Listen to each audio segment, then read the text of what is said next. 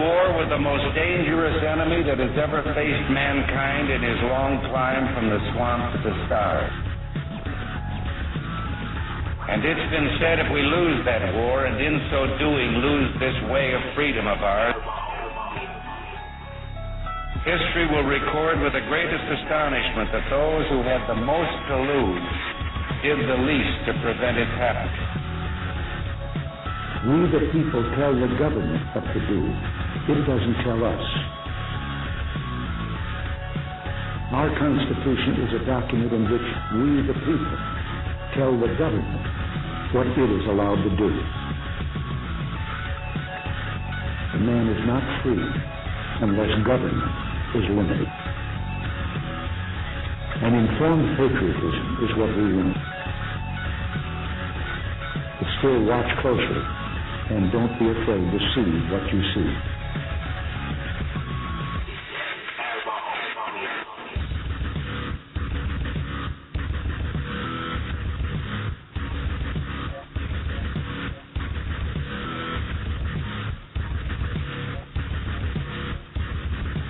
The very word secrecy is repugnant in a free and open society. And we are, as a people, inherently and historically opposed to secret societies. Even today, there is little value in ensuring the survival of our nation if our traditions do not survive with it.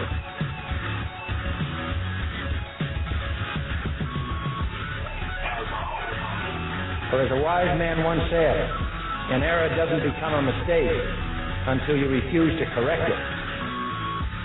When in hell are all you people going to wake up? Moretti, Underground, the Liberty Report.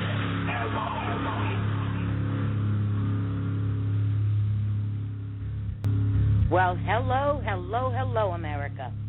Welcome to the Monday, May 12th, 2014 edition of Moretti Underground, the Liberty Report, aired right here live at PRN Radio Network, the exclusive home of the Watchmen of America program. Hey, Watchmen of America, here's my shout-out to you. Love those guys. My name's Joanne Moretti, and my great co-host JoJo Norton will be here with me in a couple of minutes, and we appreciate you tuning in with us. Thank you so much. Our call-in number is 714-888-7404. And our chat rooms, both at Blog Talk Radio and right here at PRN, are open for you. Our amazing colleagues / researchers / production team, Lynn, AstroTurf, and Famous Anna, as well as several others, are in the chat rooms. They're awesome about putting all the links to our sources and documents and other information into the chats so you have them available to you. And thank you very much, crew. Hey, please say hi to them when you get over there. They're an amazing team we have. We have a lot, and I mean a lot, of news and information to get to today. Matter of fact, I got a 2-inch stack in front of me here. But first we have to do our disclaimer. That just lets the feds and anyone else who might be interested that whatever we say in this show is my responsibility and not that of our awesome sponsors, the Watchmen of America or PRN. The disclaimer goes like this. The comments made by hosts and or guest hosts or phone callers of the PRN radio network do not necessarily reflect the viewpoints, ideology, beliefs, or anything else of members of the Watchmen of America program or the Patriot Resistance website, either in past, present, or even future broadcasts. All right, well, now that that's out of the way, welcome, everybody. Let's get this show started. And like I said, we have a lot of news today. The whole show is for people with ADD. It's going to be fast-moving. We have a lot to cover up. First of all, I want to tell you, there was a situation in Brentwood, New Hampshire today. A cop was shot. Now, it said an officer-involved shooting, but I don't know if the cop was shot or if the person who barricaded themselves inside this home was shot. The home ended up being engulfed in flames, and it just was like ripped apart with an explosion.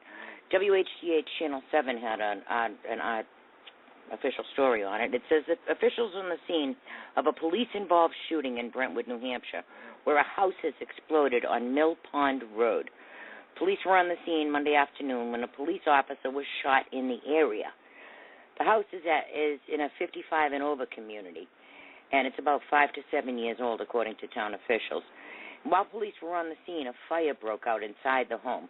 A short time afterwards, some type of explosion occurred inside the house, sending doors and windows flying. You should have seen it. I mean, the garage door and the front door just blew off. I mean, like across the street type blew off. Anyhow, neighbors said that they heard a series of gunshots before the explosion, which they say was extremely loud. And neighbors were initially evacuated from their homes, but have now been allowed to return. You got to see the condition of this house, guys. It's just completely done. The woods behind the house were caught on fire too, but they put that out. There were stories that the person who had themselves barricaded also had a woman and a young child barricaded in there too. I don't know about that. I haven't been able to find any more information on it.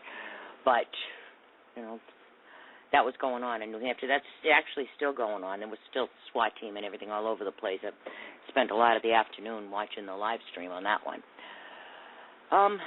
Waiting a little while here for JoJo. She's having some phone issues. Also, I want to do a shameless plug for our dear friend D.W. Ulsterman. You know, we always read a lot of his articles here. Well, Ulsterman is also an author. He writes his Bennington P.I. books, and he wrote Dominatus Tumultus, and he's got a whole series of these Mac Walker books. His latest is called Mac Walker, 40,000 Feet, and it's now out. I'll read you a little excerpt from it. The director came from a goateed, heavy-set man seated in the row behind Mac, who had an American flag tattooed on one of his forearms with the words American Badass scrawled over it. He was the father of the boy who had been kicking Mac's seat earlier, the same child who now sat silent and afraid as the 767 continued to shake all around them. You heard me. Sit down. We ain't supposed to get up.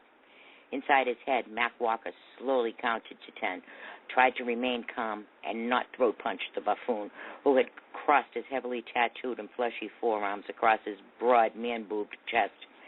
Tattoos, I'm so damn tired of wannabe toughs and they're tattooed, from fat chunks like this asswipe to pathetic girls with far too many insecurities and not nearly enough common sense. Don't make me tell you again, buddy. Sit your ass down. Mac felt his right eye twitching, an uncontrollable tic that often revealed itself just prior to his dealing out some serious whoop-ass on someone. Well, that's a little excerpt from our shameless plug for our friend. So, everybody, I hope you all had a wonderful Mother's Day and a fantastic weekend. Well, like I said, JoJo's not here yet, so let's get some news in while we wait for her. There's a couple of stories out of Massachusetts I wanted to share with you, too. Massachusetts, under God, that's in the Pledge of Allegiance, is not unconstitutional. Finally, somebody with some common sense up there. This is from WCVB. I guess some atheist parents had challenged the recitation of the Pledge of Allegiance in public schools. Like I said, WCVB. The Massachusetts Supreme Judicial Court ruled Friday that the daily recitation of the Pledge of Allegiance, including the words under God, in public schools does not violate the Massachusetts Constitution or discriminate against atheists.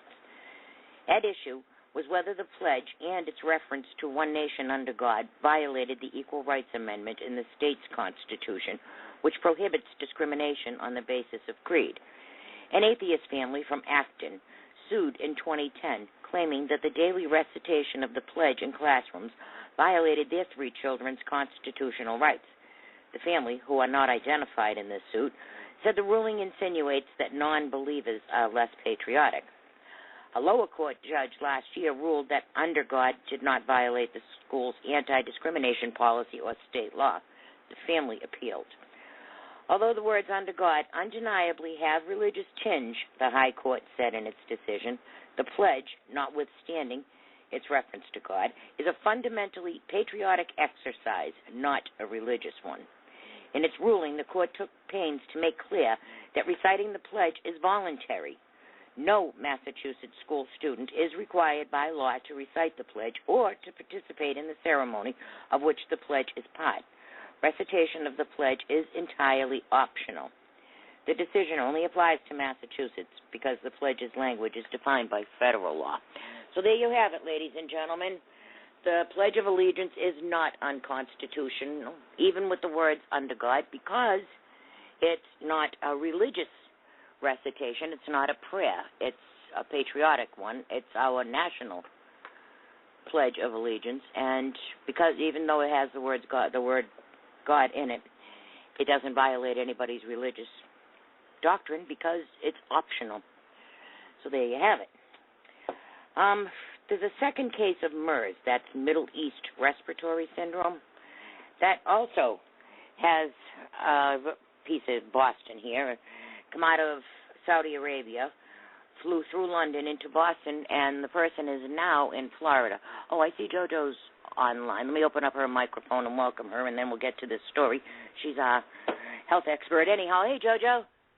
Hello there. I hope you can hear me. I can hear you just fine, actually.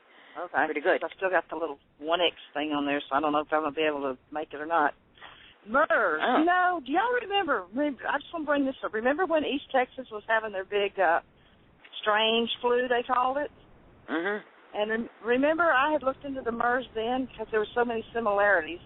Yes. And they were saying, well, it's not testing positive for swine flu, and it's not testing this, it's not, we're getting all these negatives, but it looks just like this and that and the other. And I speculated, and I use the word speculate very broadly, that it had a lot of similarities to MERS, too.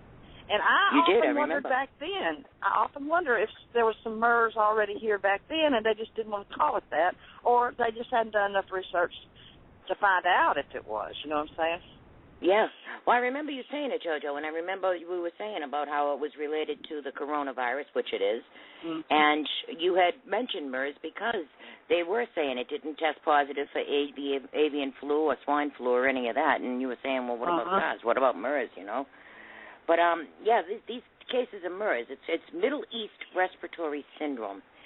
And My Fox Boston says health officials have confirmed a second U.S. case of a mysterious virus that has sickened hundreds in the Middle East. The latest case is not an American. He's a resident of Saudi Arabia visiting Florida who is now in an Orlando hospital. He was diagnosed with MERS, or Middle East Respiratory Syndrome, Sunday night. It's a respiratory illness that begins with a flu-like fever and cough, but can lead to shortness of breath, pneumonia, and death. Actually, it kills 30% of the people who have contracted it. Fortunately, the U.S. cases so far have not been severe. The first case was a man in Indiana, and he was released from a hospital late last week. And this latest patient is doing well, officials say. Yeah, they also told you that the two cases are not linked. The risk to the public remains very low, they said. Now, first they started with that. The risk to the public remains very low. But then they said, well, you know, where it's a respiratory illness and all that, it says that they're trying to track down at least 500 people who were in contact with this man. The man was a healthcare worker. Let's think about, the healthcare workers, yes. Now, I realize they've probably upgraded the ventilation system in airplanes, but, you know, in airplanes, that air is recirculated.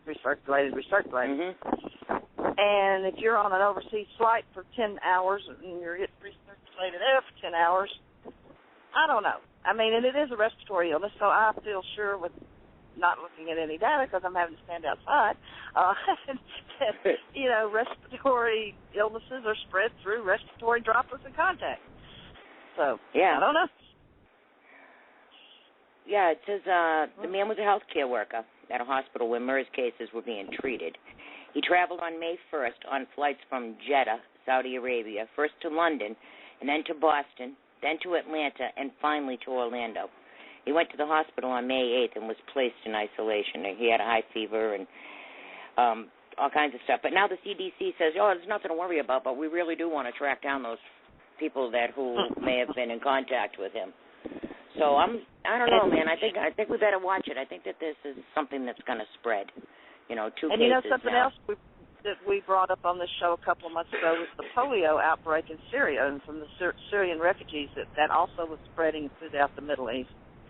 Yeah. And that's kind of dropped from our radar, too. Of course, we can't keep up with everything because there's so much to keep up with, but that's something else we need to kind of keep an eye on is the polio outbreak that's not in the news. Yes. Yeah, they were saying that there's a lot of cases in Mexico coming up that have shown themselves, too. So that's just on the other side of our border. Lynn's in the chat room. She's saying that she's saying check out the radar. There's a huge line that's formed. No, I know. I'm fixing to get slammed, like real slammed. Yeah, she's expecting rain too. So if either of you guys got to go, just go. All right. If you got to take shelter anywhere. Well, from what I understand, from what hit Dallas, I am 4 hours east of Dallas. 3.5, whatever. It's just a huge amount of rainfall, 4, 5, 6 inches in a short period of time. They haven't put out any tornado warnings, but it's just huge. So I'm sure my yard will flood, my garden will flood, and everything else will flood. But oh well. Yeah, well. What you gonna do? Ladies, keep your eyes on the skies. Hey, another story out of Boston. Harvard University, they're having a satanic black mass tonight. And everybody's all freaking out, they shouldn't have that, and, what's the matter with these people, and God's going to get you and all that. They're from Harvard. That's what's the matter with them people. Well, I got an opinion about this, but let me read you a little story, and then I'm going to tell you what my opinion is, because, it might be a little different than everybody else's. The Harvard University Extension School's Cultural Studies Club is holding a satanic mass tonight for reasons they claim are entirely educational. Of course, the response has been outrage. The mass is to take place at an on-campus bar and is being billed as part of a larger effort to explore the religious facets that influence contemporary culture. Organizers from the Harvard Extension Cultural Study Club say the Roman Catholic Church already denounced the ceremony last week, saying it will bring participants dangerously close to destruction works of evil. The Associated Press reported over the weekend that the Harvard Crimson reported that opposition to the event had gained strength in the form of a petition from Harvard's Catholic Student Association. Anyhow, it says the school officials say they don't agree with the ceremony but support the students' right to speak and assemble freely. All right, well, with that being said, so do I. I support freedom of speech, freedom of religion. I support all of that. I am not a Satanist. I am a Christian. So I want no part of it. But even idiots have the right to free speech. That's true. So if they want to go dangle a carrot in front of whatever, and besides that, they've done Skull and Bones for 50 years or better, 75 years. They've had Skull and Bones and all those secret kind of ritual-type clubs in Harvard, Yale, and Princeton, and all those places anyway. So it's really nothing new. Yeah, this plus is the Illuminati. They're just programming it different, that's all. Yeah, I mean, look at all the Satan worship just in music videos. However, I do have an opinion about this, and I want to tell you what it is. If I were a Harvard student, I would avoid it like the plague. Can you imagine? Can you imagine pictures of these students down the road showing up later in life there? Imagine right now what a photo of Obama or Elena Kagan or Larry Summers or any other prominent Harvard graduate would bring to somebody who wanted to blackmail them or a political opponent or a prospective boss. If there was a picture floating around of Obama attending a satanic mass, can you imagine the price that would bring and the downfall it would bring? These Harvard students are supposed to be elite, the best of the best, the brightest of the brightest. If they're that smart, they should be smart enough to know don't go anywhere near that place. There will be pictures, and those pictures will come back to bite you later in life. If you're trying to get a job somewhere, or if you're trying to be a politician, a doctor, a lawyer, and pictures of you attending a satanic mass are played, believe me, you're not going to get the job. All you're going to get is ridiculed. It's not cool.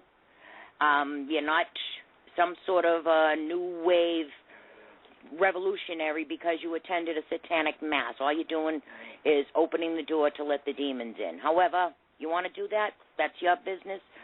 Freedom of choice is a big thing, too. Freedom of religion, freedom of speech, but freedom of choice. My advice to you, Harvard students, choose wisely because this will come back to bite you in the ass.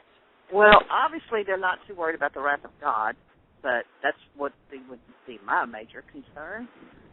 But, of course, they're not the same mind frame I am as far as being a Christian and, believing in God, obviously, or they wouldn't be going there anyway. Yeah, well, the flavor of the day is to attack Christians. If you're a Christian, it's practically you got to go underground. The FCC said that they were going to start letting more sex and more of other language allowed on TV.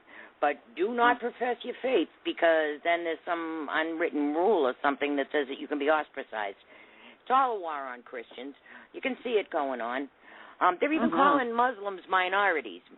There's 8 billion of them in the world. I don't think they're a minority. Actually, they're the majority. But, you know, they don't like Christians and gays and Jews and all of that. That's coming up later in our segment, too.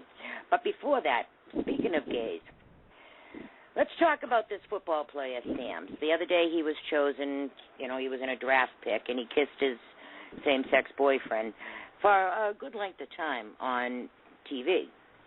Well, I don't care about gays. I couldn't care less about gays, what they're doing, what we're doing, what anybody else is doing. But this guy, Don Jones, all right, he tweeted, oh, that was gross, or something he said. Well, you know, the guy... He said, OMG, and then he tweeted back horrible. And now he's being ostracized? Where is that man's freedom of speech? He didn't say nothing ugly like them stupid fags or anything ugly like that. He said, oh, my God, horrible. That's his opinion, and that's his freedom of speech. And now he's being fined and ostracized.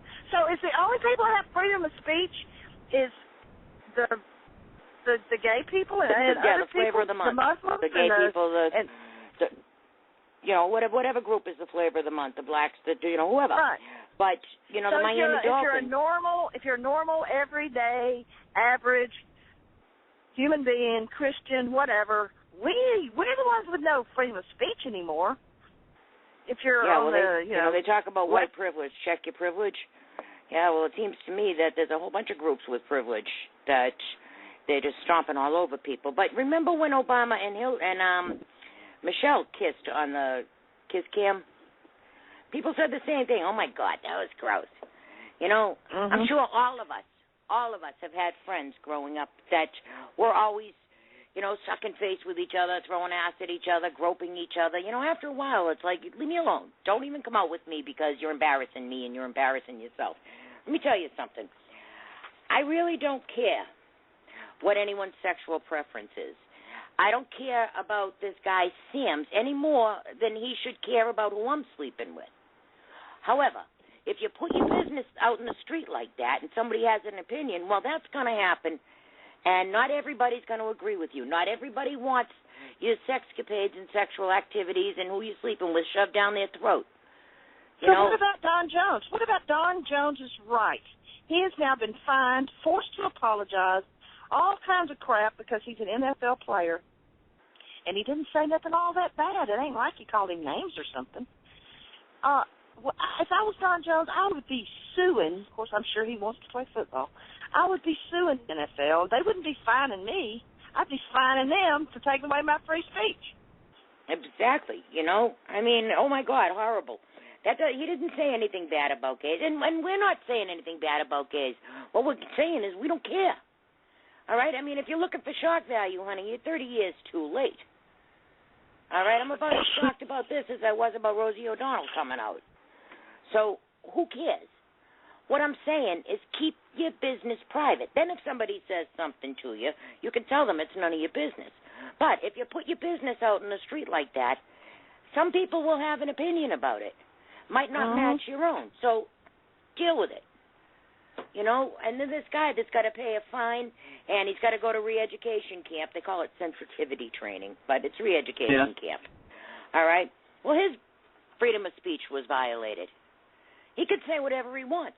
He doesn't have to agree with this guy, Sams, or Sam's boyfriend or girlfriend or anything else. And most of the people that are complaining are married to somebody of the opposite sex. So, you know, my opinion, shut up. You know, I mean, what's next? They're going to start handing out sex toys and bring a couch out at halftime? Play ball. I don't know. Or get a room, all right? You know, no one cares who you're sleeping with. And you're not that important that you have to make it our business. And then the guy... But look, if we're going to talk about football, look how Tim Tebow, who is an ultra Christian that wanted to pray when he made a touchdown, look how he got ostracized for being a Christian. Right. Exactly. Yeah, God forbid you profess faith. But, like I'm saying about the gays, you want to be gay, be gay. You want to be straight, or whatever other preference there is out there. My point is keep it out of your face.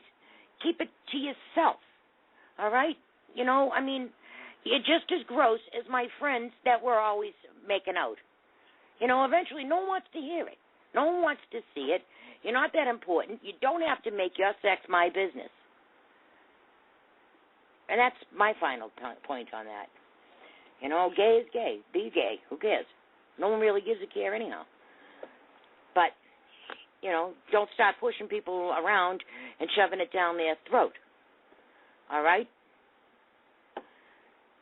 Not everybody agrees with it. All right, let's talk about the Pelletiers for a minute. You all know Justina Pelletier, the girl that was kidnapped by the state of Massachusetts, and her family has been tortured. They did not even let the Pelletiers visit that kid yesterday. We've been going over this and over this and over this. Well, today, finally, Justina Pelletier was moved to Connecticut. She wasn't given back to her parents. But you know what they did? After all of this, they said that the Children's Hospital took this kid because the toughs that the parents were following made the wrong diagnosis. The kid had somatoform, which is a mental illness, over a mitochondrial disease.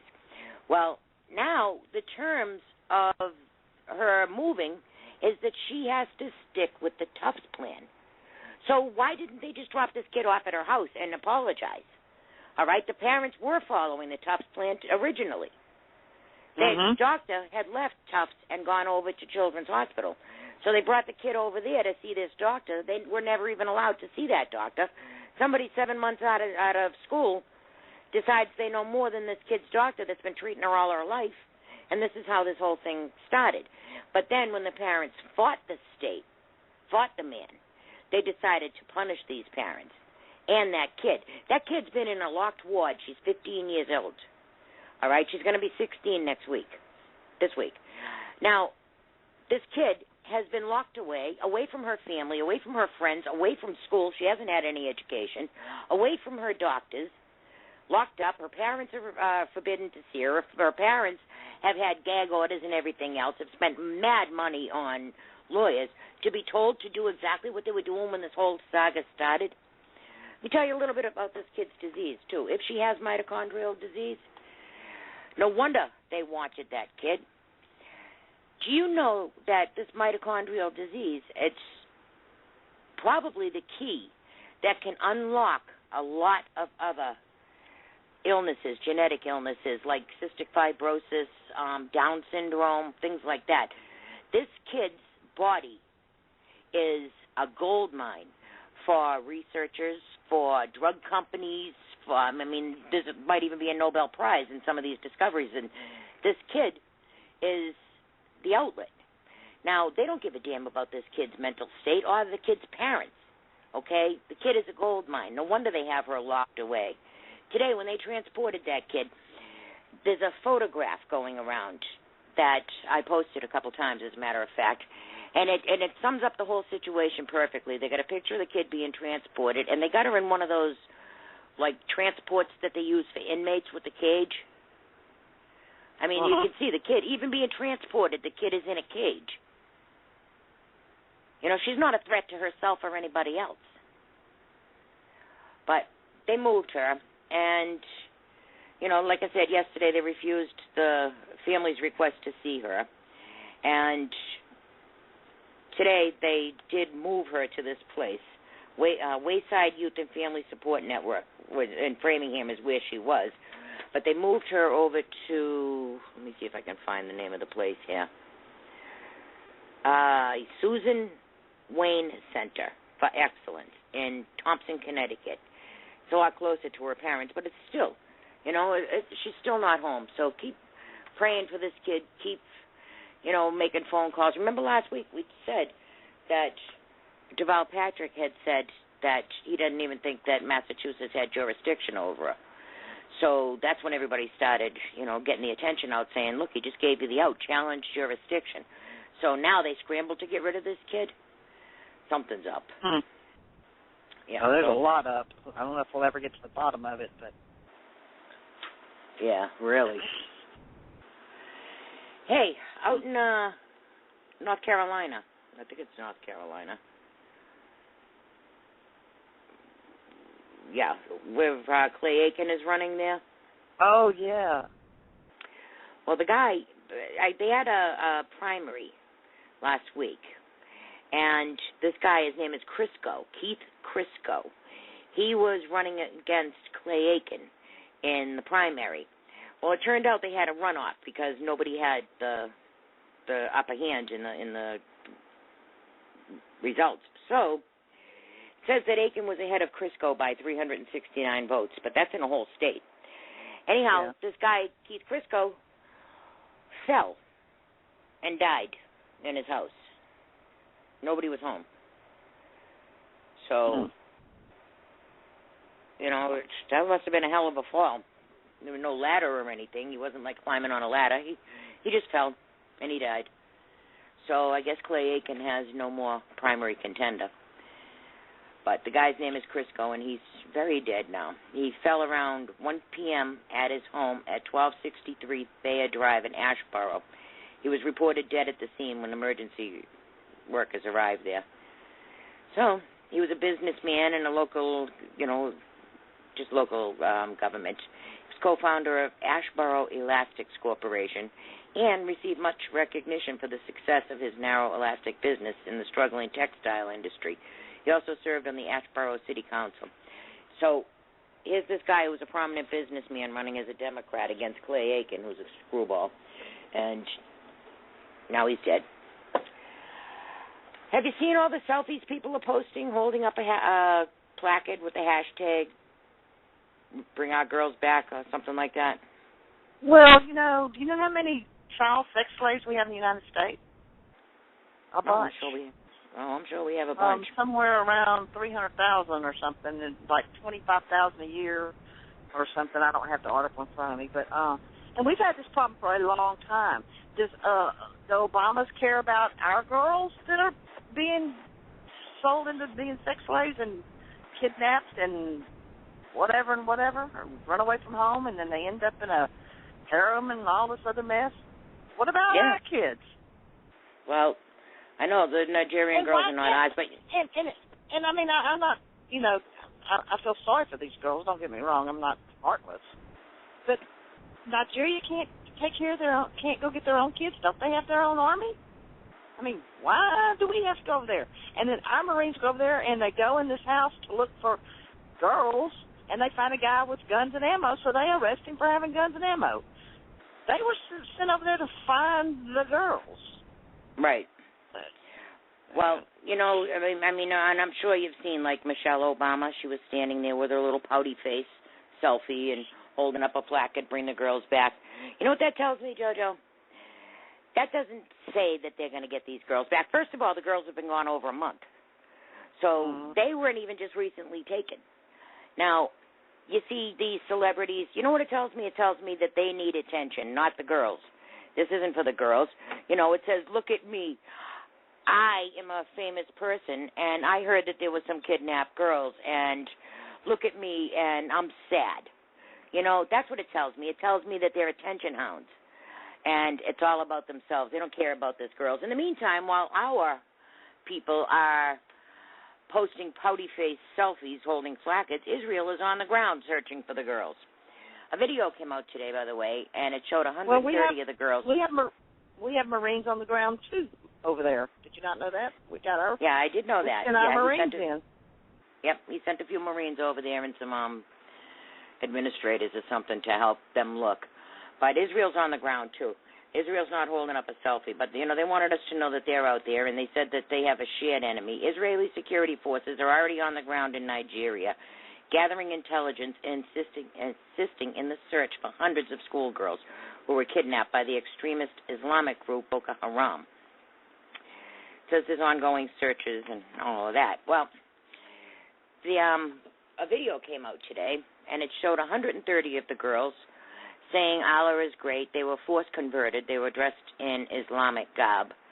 And there was only 130 out of 200 or something of them shown on the video. But the guy who is the boss of these Boko Haram, his name is Abu Bakr Shekau.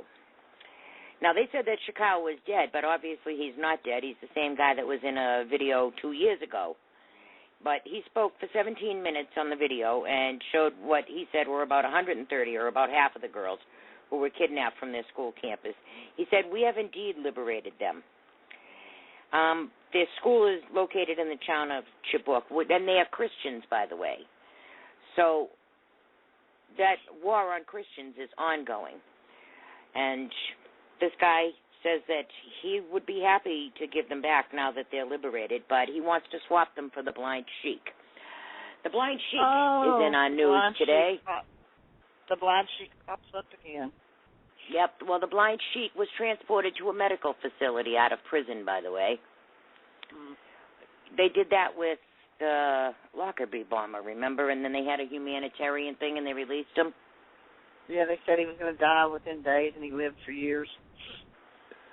Yeah, well, his name is Omar Abdel Rahman, and he was known as the Blind Sheik, and he was sentenced to life in prison for the plot to blow up 5 landmarks in New York and assassinate the president of Egypt.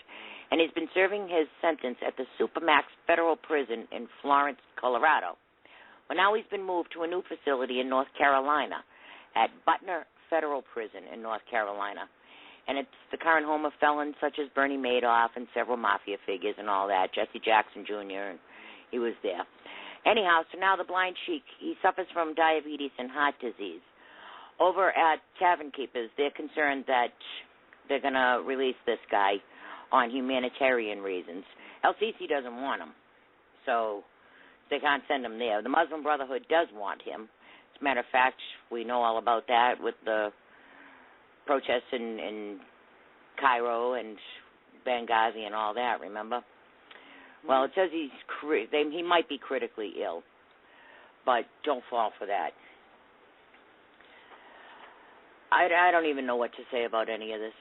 It's just getting more and more crazy as time goes on, JoJo. Oh, yeah. Unbearably crazy. Yeah. These girls that were taken by Boko Haram, though, you want to bet half of them are pregnant when they get returned? Probably. 4 girls.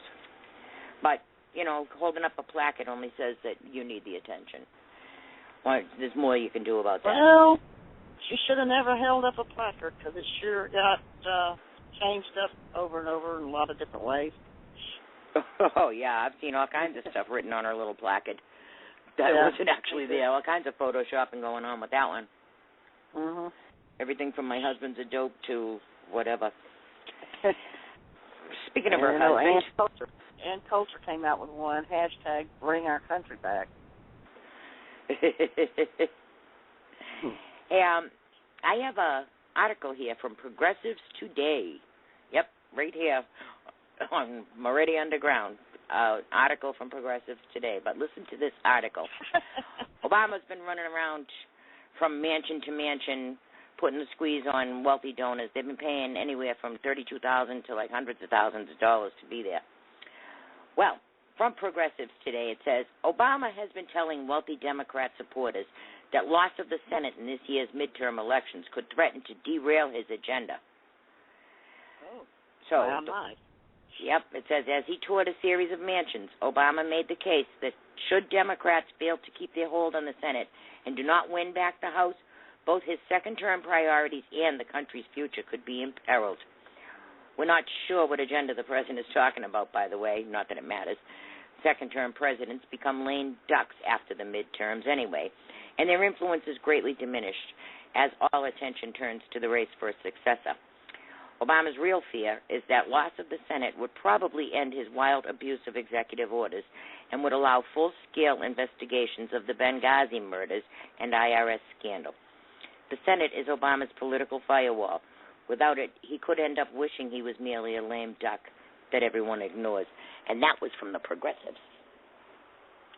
Well, speaking of the 2014 midterm election, I have a huge announcement for my man, Rob Maness. He got Sarah Palin's endorsement this week. Ooh. So Sarah Palin has endorsed Rob Maness and a few other people. And he also came out with his first TV ad that I think is pretty awesome. It's all about alligators and him going into the swamp. And, Yeah. The alligators being the corruptness in Washington and blah, blah. But anyway, it's on my Facebook page. Or you can just go to robmanis.com. That's robmanis.com, and you can see the ad. And, of course, if you'd like to donate $50, not only to Rob Manis, but to anybody that's running a grassroots campaign for the 2014 midterm election, please help these people out. Because they don't have the RNC giving them money, and nor do they have the DNC giving them money. The only people giving these grassroots guys money are people like us. So you got $25, $50, or $100 extra dollars, find you a grassroots guy and help us out. We got to get rid of Mary Landrieu in my state. Every state, Matt Bevins in Kentucky needs some help to get rid of Mitch McConnell. And Bill Conley, Bill Conley. Bill Connor. Yeah. He needs some help, and Denise is going to kill me for screwing that up. Anyway, there's plenty of them out there. Find one and help them out. Yeah, definitely. And I tell you, for Rob Manis to get Palin's endorsement, that's a big deal.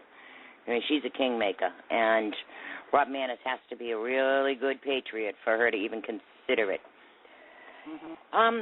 Let's talk about Louisiana while we're discussing Mary Landrieu and Manis, because down there in the nursing homes, there's veterans being thrown out of the nursing homes because of Obama's executive order on minimum wage for federal employees. KTBS 3 over in Shreveport, Louisiana says some military veterans are being forced to leave their nursing home. It's an unintended consequence of Obama's executive order in February to raise the minimum wage for new federal contract workers from $7.25 to $10.10 an hour. Sandy Franks, public affairs officer at Shreveport's Overton Brooks VA Medical Center, explains that nursing homes that have contracts for subsidized care from the Veterans Administration become federal contractors. If they refuse to raise their wages, their contracts will not be renewed. Former Marine A.J. Crane just wheeled himself into his new room at Shreveport Manor on Mansfield Road when he got the news that the home's contract will end this month. We fought all your wars, and now we're broke. Where do we go from here, Crane asked. We got to go. Simple as that, we got to go, said Vietnam War Bronze Star and Purple Heart recipient John Washington. I think it's very wrong. I think it's very distasteful, Washington goes on to say about Shreveport Manor's decision. I mean, some of these people here work their backsides off to keep this place going, he said, pointing to a woman changing his bed. Shreveport Manor is owned by Gamble Guest Care. The chief operating officer says if they raise wages for workers there, they have to do it at all 8 of their facilities. In a statement, Gamble COO Matt Manchin said in part, the additional labor expenses are simply unaffordable. As such, many long-term care providers have indicated that they will no longer seek or renew VA contracts. Franks at the VA agrees that this has the potential to be a national problem as more VA contracts with nursing homes expire. Can you imagine that, JoJo? Well, yeah, I can imagine it because I know the Gambles for one thing.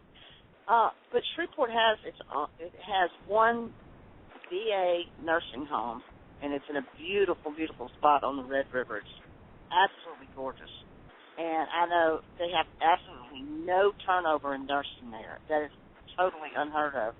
Every nurse I know that has worked, it's a VA, just only for veterans nursing home, extended care facility, whatever you want to call it.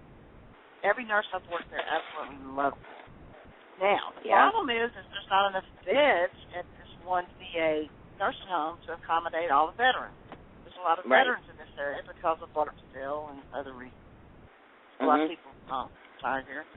And now the Gambles own a majority, I don't know about statewide, but in this area, Shreveport area, they own quite a few nursing homes, a very high percentage of them. I don't know the exact number. Now, here's the other kicker to this. Back when I was in the ambulance business, we had a VA contract, and our ambulance business would go to the VA and pick people up, and these were called non-emergency transfers. And the VA would pay our ambulance company whatever it was back then to transport the veterans. from the VA hospital back to the nurse at home, from the VA hospital back to their home, from the hospital if they were getting discharged back to somewhere or the other.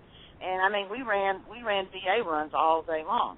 Now, if this is the case, then the ambulance, if they're still doing this, but I feel sure they probably are, because there's one big private ambulance company in Shreveport.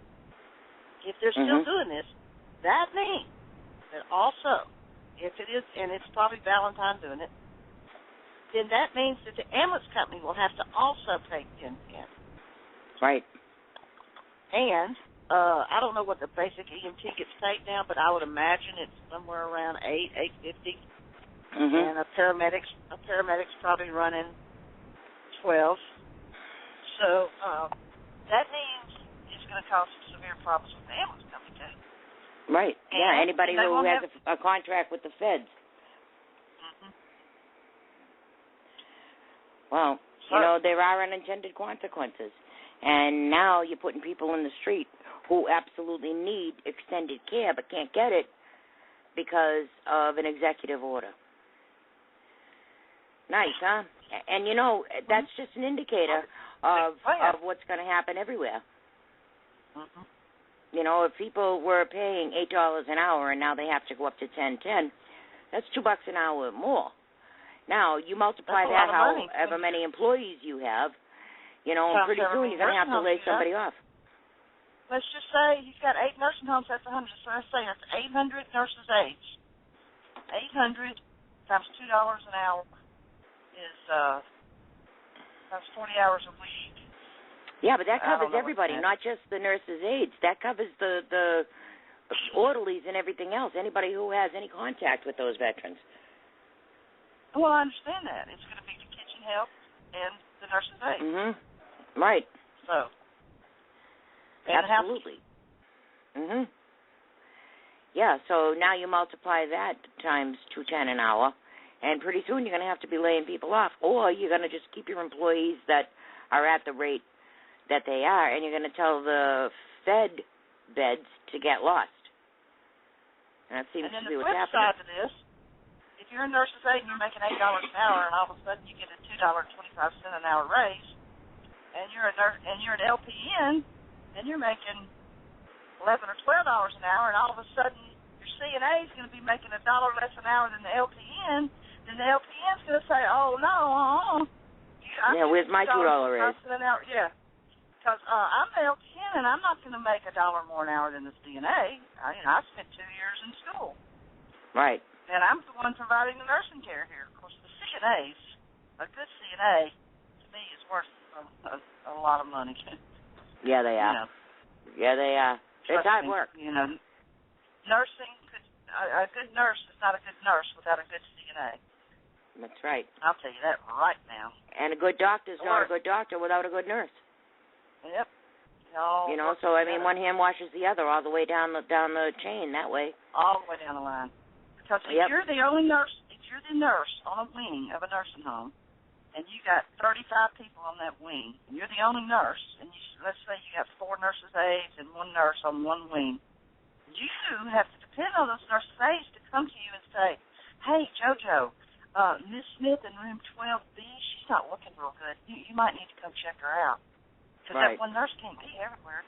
So your nurse's aide is going to have to help you and say, "Hey, this lady don't look good. I can come look at her." Yeah, whatever, really. You know? Well, you're absolutely right. But, you know, this is some of those unintended consequences that, you know, let's give everybody a raise. Well, you know, when it gets down to it, where are all these raises coming from? Who's paying for these raises? They don't just come out of thin air, you know. They're coming out of somebody's pocket, and it works its way all the way up the chain. So you're right. You know, we got to rethink these things here. We can't just say you can't think with your heart. You have to think with your head. Sometimes, you know, it's nice to be sensitive and loving and kind and want to do all these good things, but you have to be a critical thinker and start at the beginning and figure out, okay, if I do this, then this is going to happen. So I'm going to have to do this to mitigate that, and then, you know, you got to think this whole issue through and look at every aspect and then make your decision. You can't just say, oh, I love everybody and they're working so hard and I think we should give them a raise. Yeah, well, where's that raise coming from, honey? But, capitalism works. If you leave capitalism alone and let it work, because, after Katrina, there was nobody to work anywhere, and Burger King and McDonald's were trying to open their stores back up, and they were paying $15 and $16 an hour to go flip hamburgers because they didn't have anybody to work. That's right. Well, you see what McDonald's just did over in Europe. They replaced all those cashiers with kiosks. Yep. You push a picture of a cheeseburger, you push a picture of French fries, you push a picture of a soda, you put your card in, and then you go down the end of the line. You're already paid for. Your order is already in and ready for you at the end of the line. They have eliminated human people now. So that's what this has done. It's put people out of work. So that $8 an hour is way better than no bucks an hour, isn't it? And the price of the computer can replace, 15 employees, and then you got to. Only our age group thinks that way. Trust me. There's a whole bunch of young people that don't think the way we do. They'd rather sit there and do nothing on their parents' couch than make $8 an hour because they think they're worth more than that, so they just won't do anything. But well, how come if you're worth more than $8 an hour, you're not making any dollars an hour?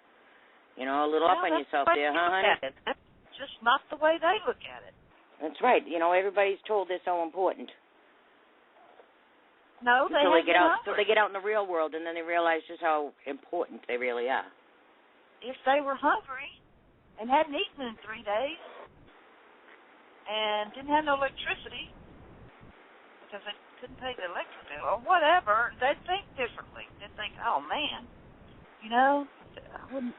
For $8 an hour, I wouldn't be making the $300 a week. But man, $300 a week would buy me some groceries, turn my lights back on. That's right. But that's the way we were brought up. That's the way we think. They just don't think the way we think anymore. Yeah, they don't understand. They don't understand where it comes from. And and I'm not opposed to helping people out. If you're hungry and you're not working, and I'm not going to see anybody starve. Help them out. Me neither. But on the other hand, don't make it a career choice.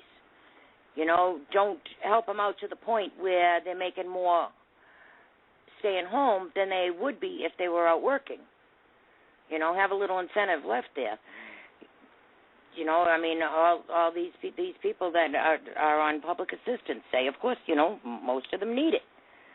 But it's not supposed to be a career choice. You're not going to get rich on public assistance. You're not going to get anything, anywhere, on public assistance.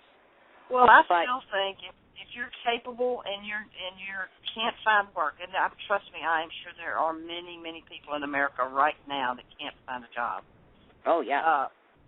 But we sadly lump all these people in one category, and that is very, very wrong. But all in all, the point I'm trying to get at is if you need public assistance, then you need to be required to do some kind of work. Whether it's picking up trash or working in the library for free or going to one of these nursing homes and do an activity hour with the little old people. You need to do something for the money. You can't just sit at home and do your nails, And I know I say that because here I'm doing the same thing. I'm lumping people with one. No, it does. Yeah, you can't paint everybody with a broad brush. There really are people. What kind of a society can't take care of their elderly and handicapped and children? Of course we can. But there has to be another way. There's, we have all kinds of opportunity and offers and educational programs and things like that. Take advantage of it. If you're out of work and you are collecting public assistance, use that time to better yourself, to better your family, to better your children. Or require them to. If you don't have a job and you're getting X, Y, and Z, provided you're able-bodied. We're talking about able-bodied people here. Yeah, well, but if you're not able-bodied, hopefully you've got disability. But anyway, they're required to go do something for at least 20 hours a week. Mhm. Yeah. Even, do like a daycare co-op or something where, the parents that are working, you mind their kids. and get paid for that. Whatever. Let's move on here. Let's talk about Chuck Schumer for a second, because Chuck Schumer is acting up again. And he's flipping out. He's saying, let's amend the Constitution so Congress can restrict free speech. This is from Canada Free Press. Oh, those New York Democrats. First we have Hillary. Okay, only a New Yorker in carpetbagging sort of way, but still. Wanting to rein in our notions that we have real Second Amendment rights. But that's the Second Amendment. That's not as important as the first, right? So for that one, we need Chuck Schumer, Hillary Sr., as a senator before and after her tenure to launch the attack. And he is. The Supreme Court's Citizen United decision, allowing unions and corporations to donate to independent political groups, has driven liberals to such fits that they now want to amend the First Amendment. At a Senate Rules Committee meeting last week, New York Democrat Chuck Schumer announced a proposal to amend the Constitution to empower government to regulate political speech. The Supreme Court's trying to take this country back to the days of the robber barons, allowing dark money to flood our elections, Mr. Schumer said. The Senate will vote this year on the amendment to once and for all allow Congress to make laws to regulate our system without the risk of them being eviscerated by a conservative Supreme Court. So he even wants to take it away from the Supreme Court, by the way. He even ruled out retired Supreme Court Justice John Paul Stevens to pronounce his unhappiness with the Freedom's bedrock document. According to the text of the proposed revision to James Madison's 1791 handiwork, sponsored by New Mexico Senator Tom Udall, the states and federal government would have the power to regulate the raising and spending of money through a wide range of means to advance the fundamental principles of political equality for all. Anyhow, it's, the Constitution wasn't written for the political protection of incumbent politicians. It was written to protect the rights of people who have to live under the government of such people. If that's creating a problem for Chuck Schumer, then I'd say it's doing exactly what it was supposed to do. I hope enough of the citizenry still understand that, sufficiently to recognize what an obscene power grab Schumer and his allies are proposing here. Now, we've talked about this Constitutional Convention and Convention of States and stuff, and every time it's brought up, I remind people, why would we open up that Constitution with this crew of radicals in power right now? Once that Constitution is opened up, they can change anything they want. If they get it open for Chuck Schumer for this, while they got it open, they can change anything they want, ladies and gentlemen. Well, and I had this discussion with someone, and they didn't understand where I was going with that. They said, well, no. They kept telling me I was wrong because it was the states. It wasn't the feds. It was the states. It would be a state constitutional convention. And I'm like, golly, as corrupt as the government is, I couldn't trust them 5 seconds without an object. No, I think we should just leave the Constitution alone and continue to get better at defending it, and we'll see how that plays out, because right now we suck at defending that Constitution. That Constitution wasn't put there so that the government can control you. That Constitution was to control the government. You have God-given rights. Well, it's just like everything else. Instead of adhering to the laws we already have, everybody wants to redo them. Why don't we just take care of the ones that we already have? Yeah, enforce the laws we have. I mean, all these people throughout our history. Yeah, we're getting to that too. But we don't enforce the laws we have. We have selective enforcement up to interpretation of whoever's supposed to be enforcing it at the time. Let's try enforcing the laws and see how that goes. And bad laws are no law at all. Unconstitutional laws. What Chuck Schumer is proposing is unconstitutional. He doesn't get to change the Constitution because he wants a political party to stay in power, or the Constitution doesn't say anything about equality of money or equality of political donations. It doesn't say anything about that. It says you have the right to pursue happiness. It doesn't say it's going to be handed to you or legislated to you. That's your job. You have individual rights given to you by God, not the government. The Constitution was written to protect your God-given rights. Even the Constitution didn't give you those rights.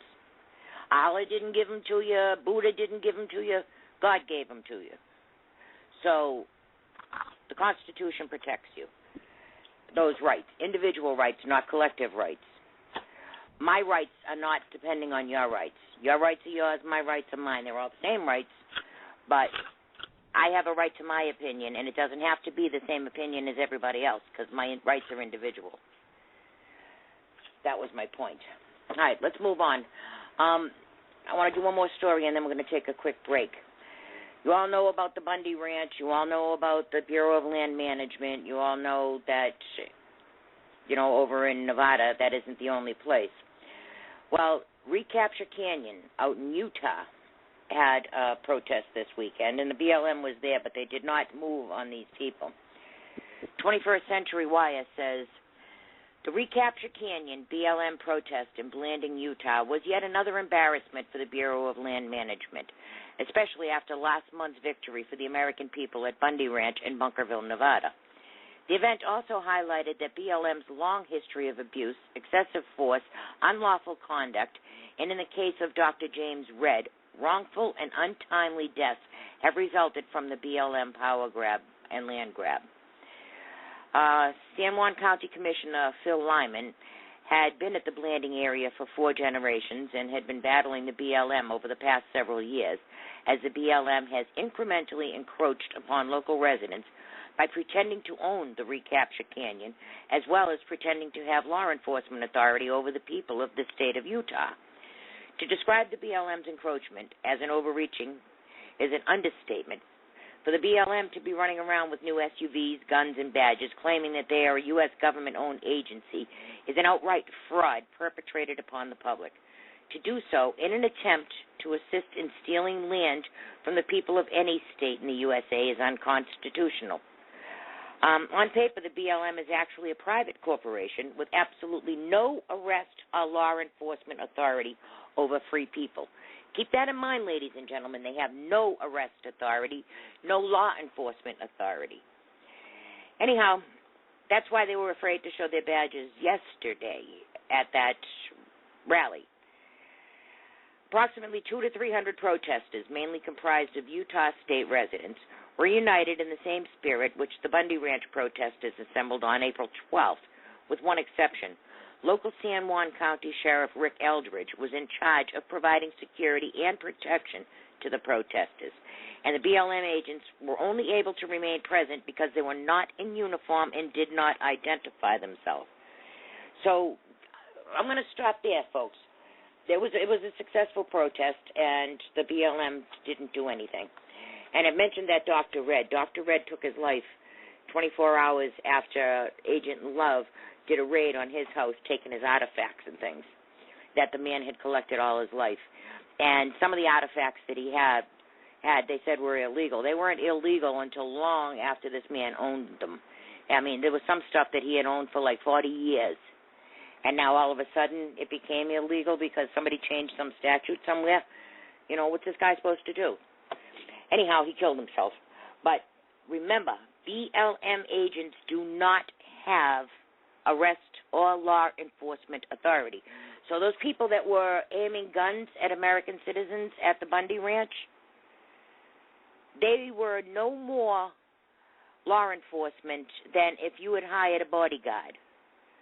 And they had no right to put those guns in American citizens' faces. They had no right to confiscate that man's property, and they had no right to force Americans off public land for any reason. They are not law enforcement. And the sheriff down there in Nevada, he should be ashamed of himself. He should have known that. All right, I have a whole ton more of news to get to. And first, though, we have to do an ad. So we'll be right back. And we are back. You're listening to Moretti Underground, the Liberty Report, right here at PRN Radio Network, the exclusive home of the Watchmen of America program. I'm Joanne Moretti, and JoJo, my co-host, is around here somewhere. And we're really happy you stuck around. Thank you. Looking at stuff in the chat room saying that Harvard canceled the satanic worship on campus, but they're going to hold it somewhere else privately at an undisclosed location. That just means that they were run off. So, you know, That's too bad. Not everybody likes that either. You know, sometimes people are going to disagree with you, and they're going to voice an opinion about it. And, you know, if you put it out there, then, you know, you got to be expecting some fallout. And the satanic mass at Harvard University is one of them. And I'll tell you, the university probably is who ran them off because they know down the road that this could harm their students. And who knows, they might even get sued for it. You know, say one of these students ends up running for president and somebody comes up with a picture of them at this satanic worship. Well, you know, they're going to say, well, Harvard, you should have been looking out for us, and we were just stupid college kids, and we didn't know that it was going to, you know, chase us down later in life, and, you know, Harvard will get sued for it. So I'm pretty sure that people put their heads together and said, you know, free speech is one thing, and you can have all the free speech you want anywhere you want it except here. So, you know, I don't know. I don't really know what happened, but it appears that that's canceled. All right. Let's change gears here for a little bit. I want to talk a little bit about, maybe a little bit of immigration, because there's some things going on that you probably should be aware of. Now, you know that there's all kinds of executive orders coming out to move the immigration reform forward. Immigration reform doesn't necessarily mean amnesty if you really mean the word reform. Amnesty is what is in mind for all these radicals and whatever. But I got a couple stories here I want to talk to you about. The feds have just released hundreds of immigrant murderers and drunk drivers and sex crime convicts. The Washington Times says immigration officials knowingly released dozens of murderers back into the U.S. in 2013, according to Obama administration statistics detailing all of the criminal convictions of the more than 36,000 immigrants that have just been released from custody.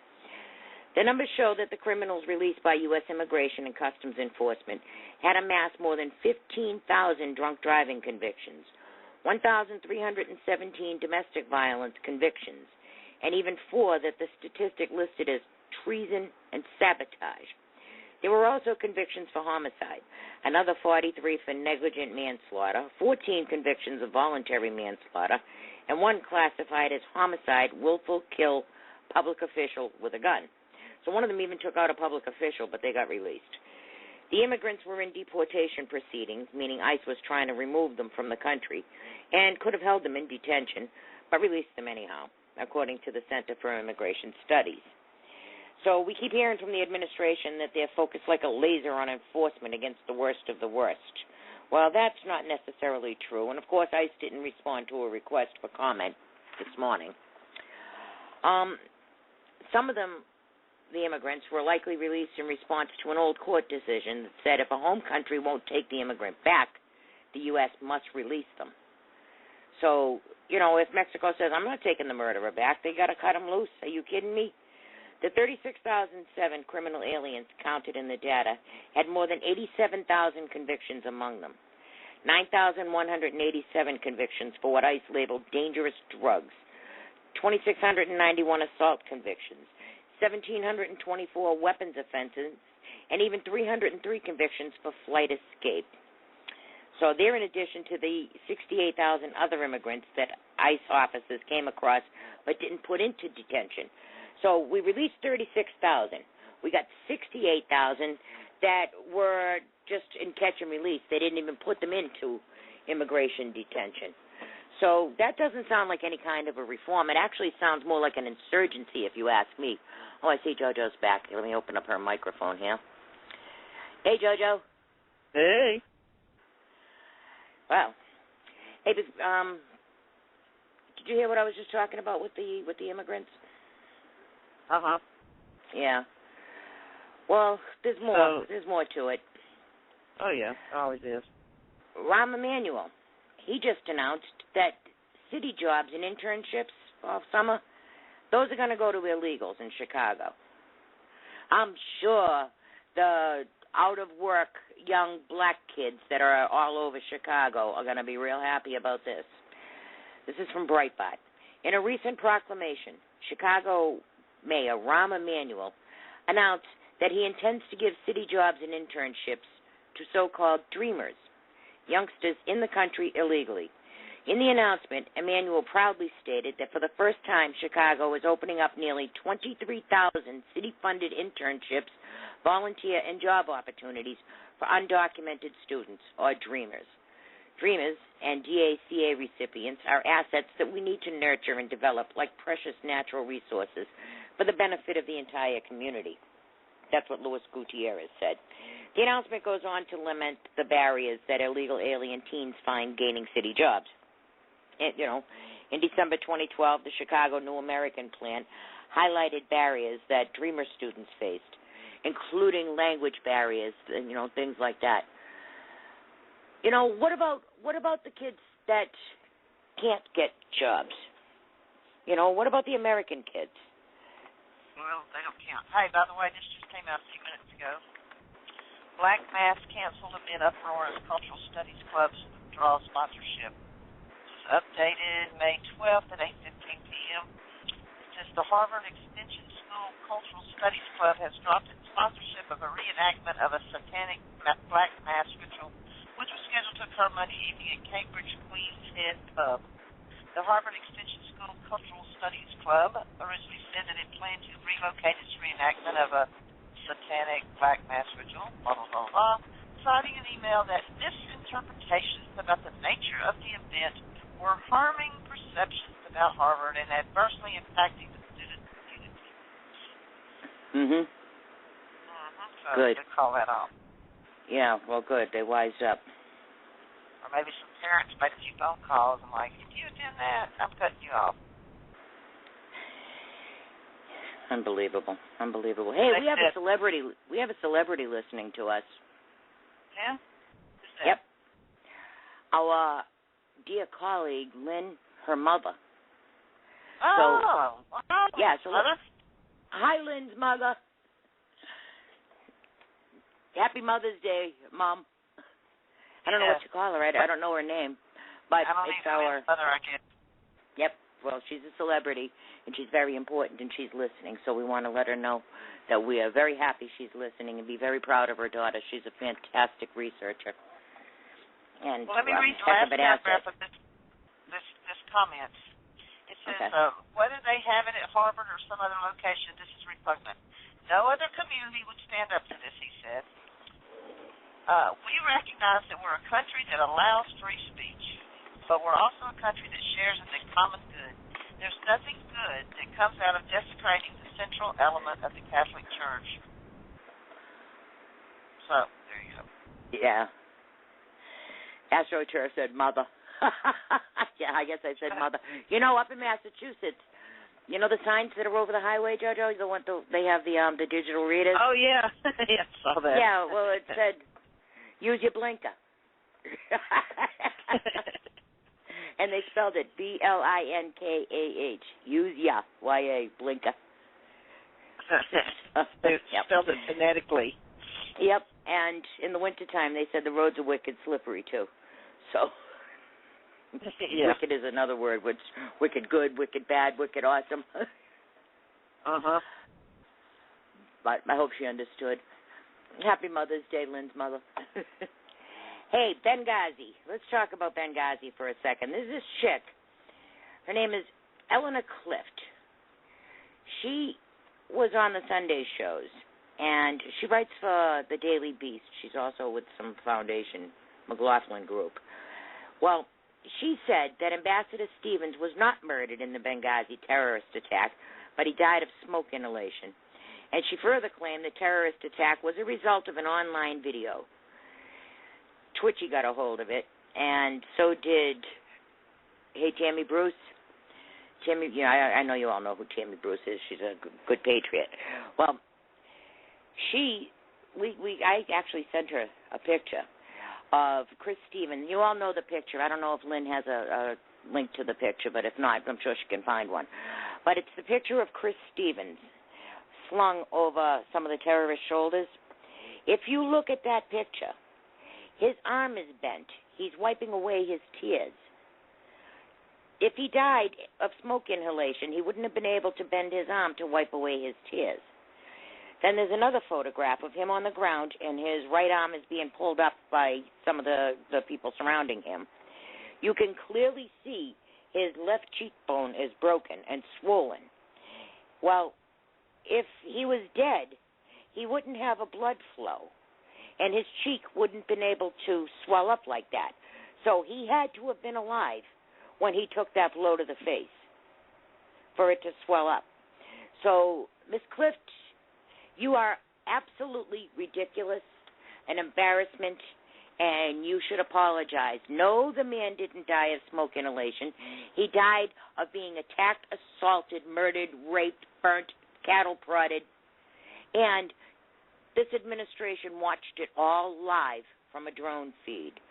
So, my dear, you are absolutely wrong. Now, you know that there's this Benghazi committee coming up. It's going to be chaired by Trey Gowdy, who I'm absolutely happy with.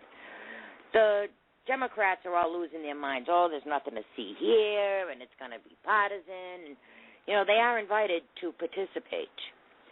There's 5 seats available to them. They can take them or they can leave them. But Speaker Boehner said Monday that the Democrat boycott of a special committee investigation is not going to impede the panel from doing its work. So they can either participate or not participate. I also saw where people are saying, oh, yeah, they're raising funds for, you know, on the Benghazi tragedy, and they shouldn't be raising funds on that and all that baloney. Well, that's what politicians do. As a matter of fact, speaking of raising funds, Elizabeth Warren, you know, Hiawatha, the fake Indian from up in Massachusetts there, she was fundraising on the Benghazi thing, saying, oh, yeah, the Republicans are, you know, acting up and we need money and all that. Do you remember when Gabby Giffords got shot and they had that big ceremony down there in Tucson? Obama was raising funds and giving away T-shirts. Every one of those seats had a T-shirt on it. Remember that? They raised funds after Sandy Hook, after the Batman shooting, after the Fort Hood shooting, after every tragedy so far. But now all of a sudden they're authorities on what can raise money for other people. They'll raise money on whatever they want, and they'll say whatever they want, but they have a problem when somebody else does. So now we know that these emails are really got people in a tizzy because it brings it right to the White House. You know, that guy Vita, Tommy Vita, when he said, dude, that was 2 years ago. You know, you're talking about the most mundane stuff. That was actually to blow us off because he was saying, you know, no, that's what I was doing. I was doing my job. I was there as a PR person, and my job is to show the administration in a good light. So, like, tough. You know, that's what I do. Yeah, just like Geithner's coming out saying he was told a lie too. Like, duh, like we're too stupid to have known that. Right. Yeah, it's part of the job now is just to do whatever you're told and lie and this, that, and the other. And so all these oaths all these people allegedly take when they take these positions mean absolutely nothing. Right. Well, yeah, Geithner did say he was asked to lie. The Treasury, I mean, he probably didn't take oath. I think he worked strictly for the president, at the discretion of the president, or however that saying goes. Yeah. Astro's saying that they won't release the result of his autopsy, and then she's saying it's a distraction. Yeah. They always say that when they have nothing. She's right. It says they got nothing. But a distraction, I want to know what was distracting Hillary and Obama that night. They were not in the Situation Room. So what was distracting them? Well, wasn't Hillary overseas somewhere? No, she was on the phone with him at supposedly 10 o'clock. No, she was back from being overseas. On the phone where? From? Her house or overseas or? No, I know she was in country at the time. She left the country afterwards, a couple days afterwards, while he was in Las Vegas. But what was he doing? Where was Obama? Now, there's a difference between the president and the office of the president. That's a distinction they make, too. You know, when Vito was talking, he said, well, the office of the president was monitoring it. He didn't say the president was. He said the office of the president. So that's important.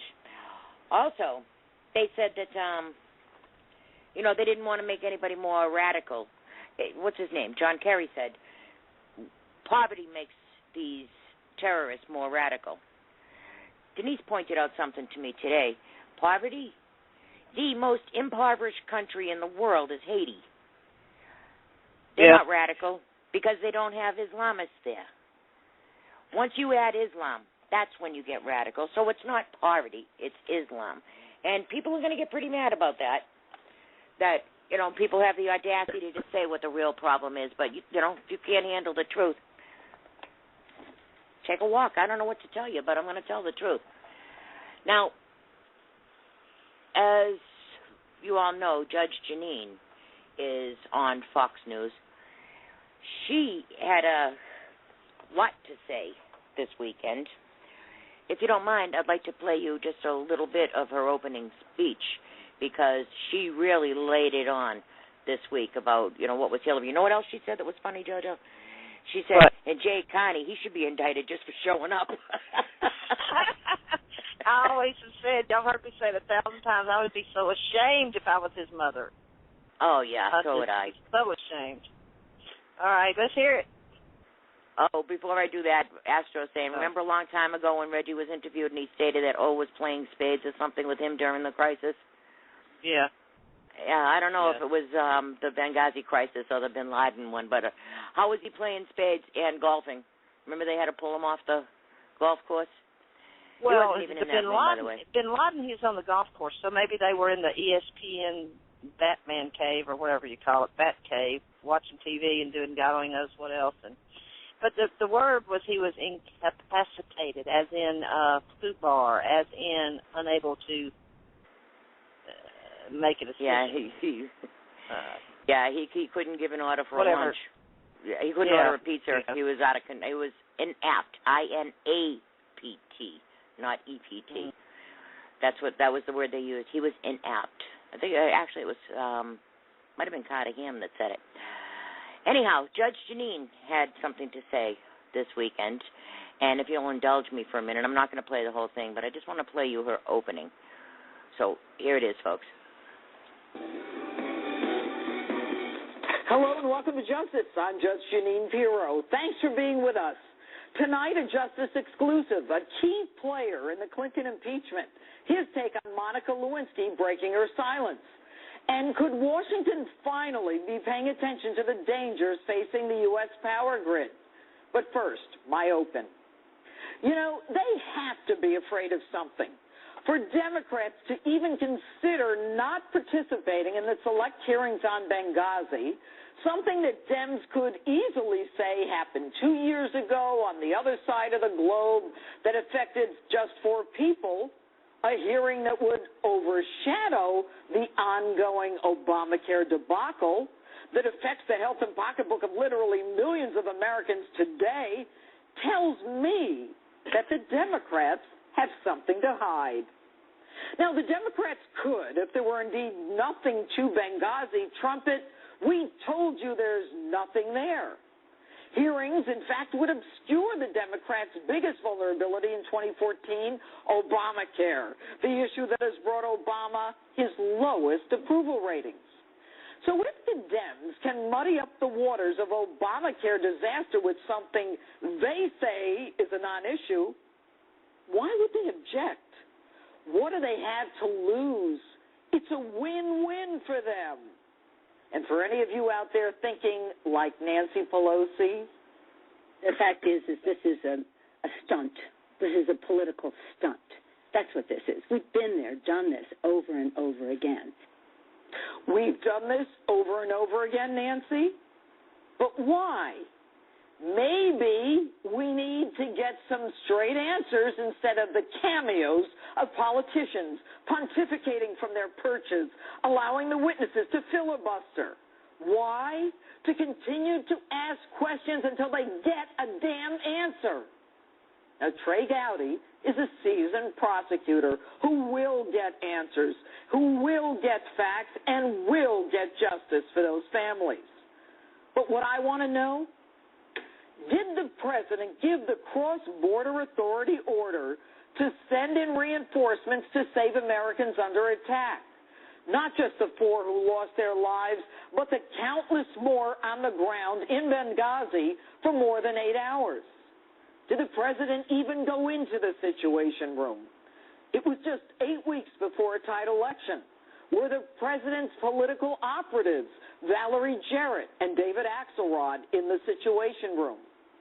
Now, we know that Greg Hicks, the highest-ranking person on the ground in Libya after the ambassador, spoke to Hillary that night, and he said he had gotten word that Chris Stevens was in an Ansar al-Sharia hospital, possibly as a hostage. So why weren't the emergency forces that we know were mobilized not sent? Who gave the stand-down order? Now, Libya was a U.S.-backed government since the ouster of Gaddafi. Why couldn't F-16s do a flyover to disperse the crowd? And no FBI for 3 weeks because it wasn't safe? Really? And to Hillary, you're the telephone champion. It's 3 a.m., and your children are safe and asleep. Who do you want answering the phone? I'm Hillary Clinton, and I approve this message. So, Hillary, why were you on the phone with the president of Tunisia that night? No Americans were dying in Tunisia.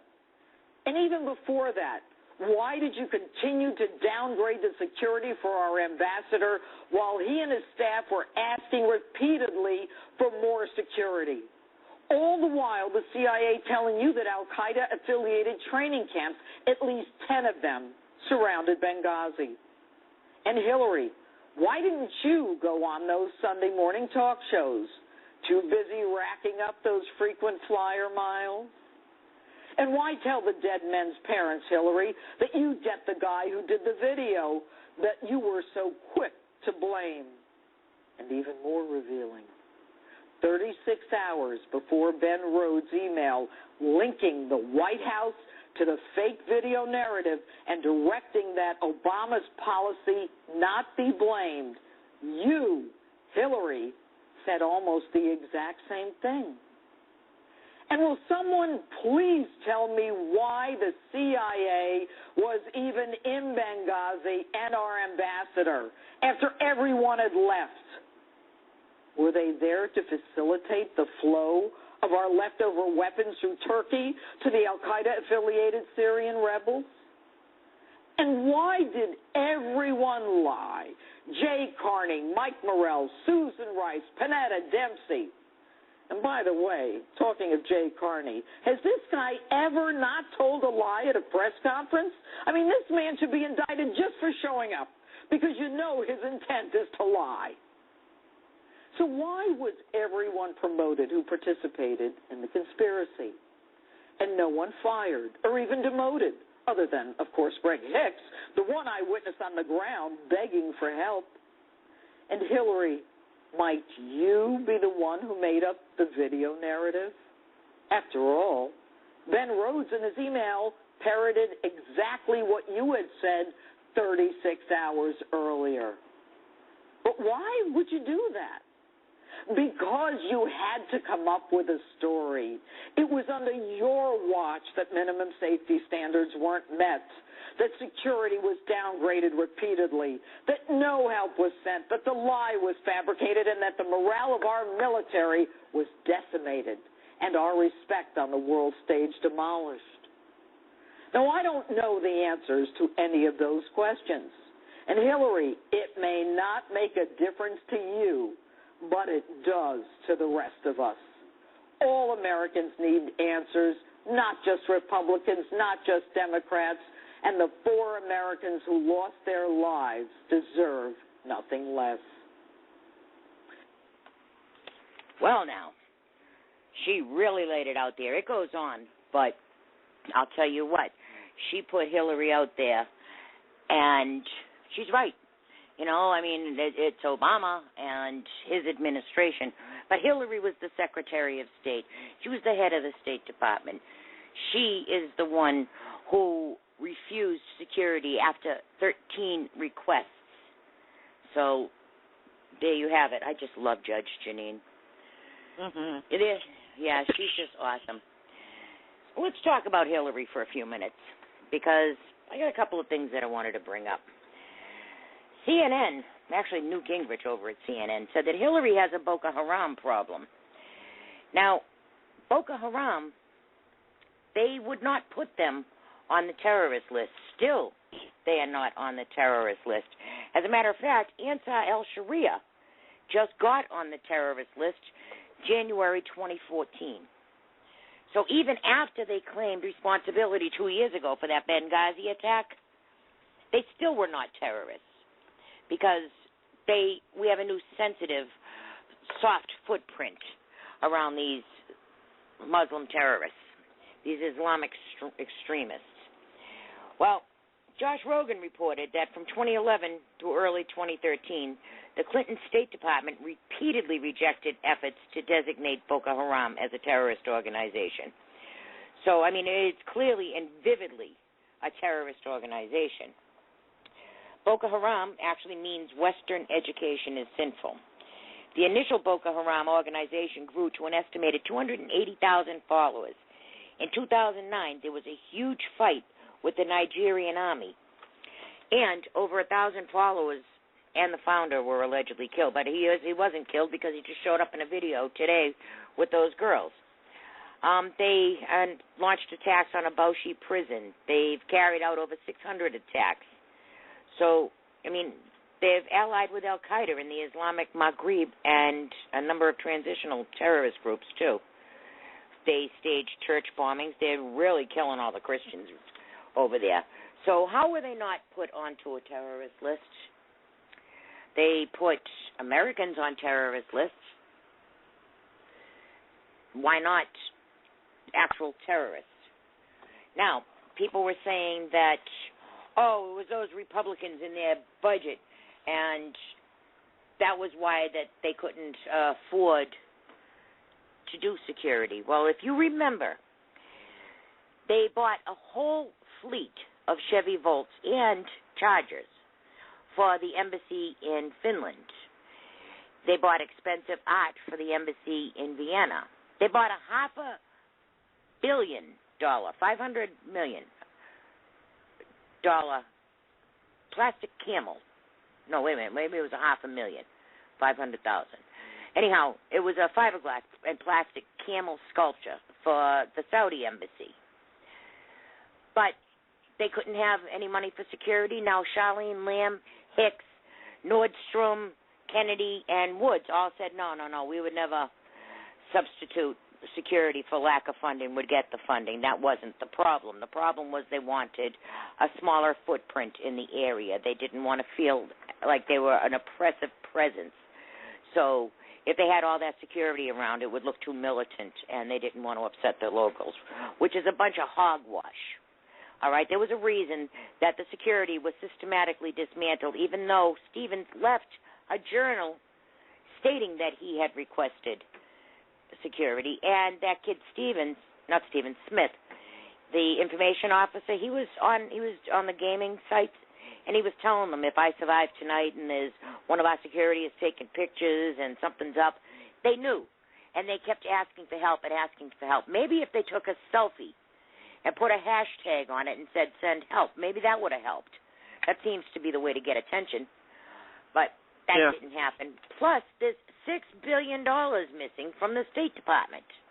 Yeah, she could have bought a lot of Hillary. security. Well, not only that, we had Muslim Brotherhood or Al-Qaeda as the security team. How stupid can you be? What was that, the something brigade, the Martyr Brigade? Yeah, 17th? February 17th Martyr Brigade. Let me tell you something. First, you shouldn't hire a security company with the name Martyr in their name. But that should have been the first clue. Yeah, that should have been the first clue. But $6 billion vanished from the State Department. This is from Judicial Watch. In a mind-boggling example of how the government blows or perhaps steals our tax dollars, billions vanished from the U.S. State Department, mostly while Hillary Clinton ran it, according to a new alert issued by the agency's Inspector General. Could the former Secretary of State be using the cash to fund an upcoming presidential campaign? In all, $6 billion are missing, and it's highly unlikely any of the money will ever be recovered. The cash was supposed to be used to pay contractors, but it just disappeared, and documents that could help track the dough cannot be located. How convenient. The paper trail, which federal laws say must be maintained in the case of government contracts, has been destroyed or was never created to begin with. How could this possibly happen? Like a lot of government agencies, outside contractors are a free-for-all at the State Department with virtually no oversight. Hundreds of millions of dollars are doled out annually for a variety of services that no one bothers to follow up the deals. This exposes the department to significant financial risk. Among the examples listed in the memo is a recent investigation of the closeout process for contractors involving the U.S. mission in Iraq. Investigators could not locate 33 of the 115 contract files, totaling approximately $2.1 billion. Even if the files were found, more than half contained insufficient documentation required by federal law. Narcotics and law enforcement in Afghanistan, and they have actual contract, was determined to be incomplete, by the way. In one alarming case, a contract file conveniently omitted that a $52 million deal was awarded to a company owned by the spouse of another State Department contractor employee performing as a specialist. In other cited cases, contracting officers actually falsified government technical review information in a $100 million deal, and a contracting officer's representative allowed nearly $800,000 to be paid on a deal with no official documents to support the payment. So they're just handing out money left and right. $6 billion would have bought a hell of a lot of security. Shoot, you could have had planes on the ground with sidewinders and Predator drones and all kinds of stuff. What, $6 billion? Where's the money? Now, there's even more problems with Hillary. This article is a flashback. Now, I was talking to Denise today. She had read a book, and she was talking about the Clinton Foundation and the Clinton Initiative, the Global Initiative. And there's all kinds of donors there. But, you know, when Obama was appointing her, some of this stuff come up. So they signed this agreement that they won't be taking donations from countries that they're going to be doing business with. As a matter of fact, it says, to avoid potential conflicts, the Obama team, represented by its transitional co-chairwoman, Valerie Jarrett, signed a memorandum of understanding on December 12th with the William J. Clinton Foundation, represented by its chief executive, Bruce Lindsay. The 5-page memorandum provided to reporters required Mr. Clinton to disclose his past donors by the end of the year and any future contributors once a year. It also required that if Mrs. Clinton is confirmed, the Clinton Global Initiative, an offshoot of the foundation, will be incorporated separately, will no longer hold events outside the United States, and will refuse any further contribution from foreign governments. They raised $500 million since 1997, by the way. And Mrs. Clinton's advocates say that the disclosure on Thursday showed he had nothing to hide. Now, Bill Clinton gave them a partial list of his donors. Do you know every one of the donors on that list Valerie Jarrett and the Obama administration has put the squeeze on? There's one donor in particular that's causing a lot of problems. Out there in California, I'm sure you've seen Jay Leno and a bunch of other people are protesting the Sultan of Brunei because he owns the Beverly Hilton Hotel, and they didn't want gay people there. Well, the gays, of course, are protesting, and now you have a clash of culture because gays are not safe around Islamic extremists. The Islamists don't like gays at all. They kill them. They murder them. They enslave them. They stone them. You know, kind of like what they do to Christians. But now, if you're Hillary Clinton, who do you go with? You know, she's always on the side of the gays, but now the Sultan of Brunei, he has given $1 to $5 million to the Clinton Foundation. So who's she gonna go with? She gonna go with the money, or is she gonna go with the ideology? This is from Front Page Magazine. I think so too.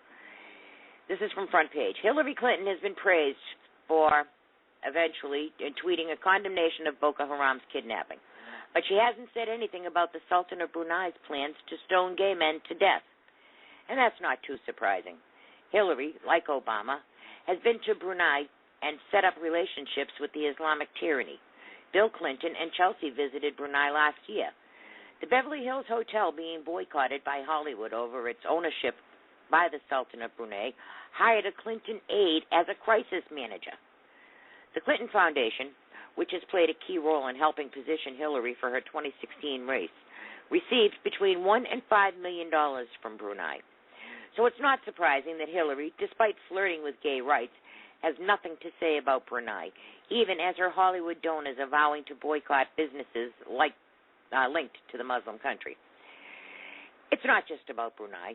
The Clinton Foundation received even bigger amounts of money from Saudi Arabia.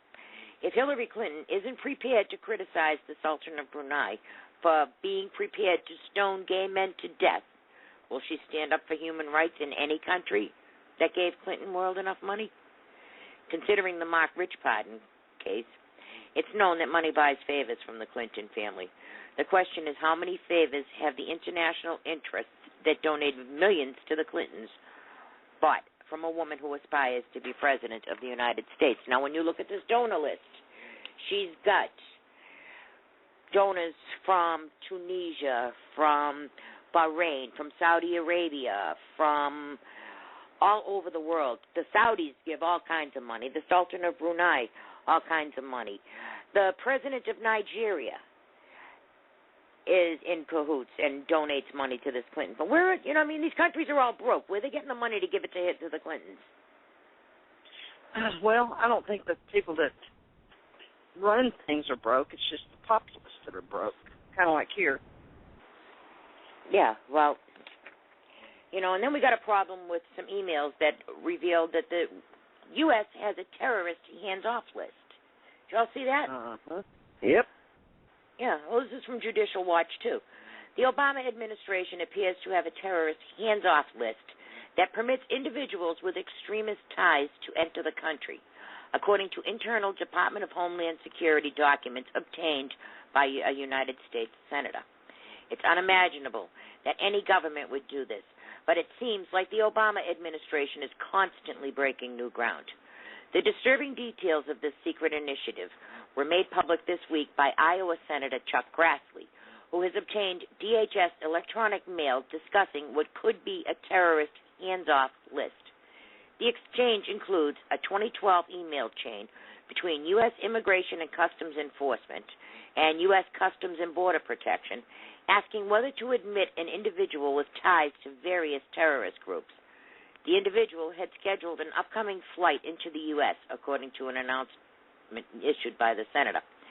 The person, who was believed to be a member of the Muslim Brotherhood and a close associate and supporter of Hamas, Hezbollah, and the Palestinian Islamic Jihad, according to the mail exchange obtained by Grassley's office.